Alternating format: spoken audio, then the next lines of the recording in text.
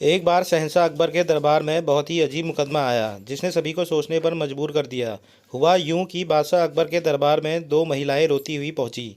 उनके साथ में लगभग 2 या 3 साल का सुंदर सा बच्चा भी था। दोनों महिलाएं लगातार रो रही थी और साथ ही दावा कर रही थी कि बच्चा उनका है। अब समस्या ये थी कि दोनों शहर के बाहर रहती थी, जिस कारण उन्हें कोई नहीं जानता था। इसलिए यह बताना मुश्किल था कि उस नन्हे से बच्चे की असली माँ कौन है।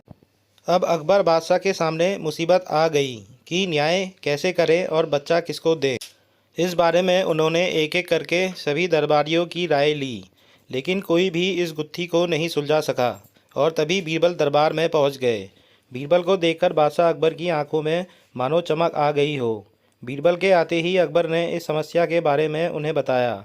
अकबर ने बीरबल से कहा कि अब तुम ही इस समस्या का समाधान करो। बीरबल कुछ सोचते रहे और फिर जल्लाद को बुलाने के लिए कहा। जल्लाद के आते ही बीरबल ने बच्चे को एक जगह बैठा दिया और कहा, एक काम करते हैं, इस बच्चे के 2 टुकड़े कर देते हैं। एक एक टुकड़ा दोनों माओं को दे देंगे। अगर इन दोनों महिलाओं में से किसी एक को यह बात मंजूर नहीं है तो जल्लाद उस महिला के 2 टुकड़े कर देगा। यह बात सुनते ही उनमें से एक महिला बच्चे के टुकड़े करने की बात मान गई और बोली कि उसे आदेश मंजूर है, वह बच्चे के टुकड़े को लेकर चली जाएगी।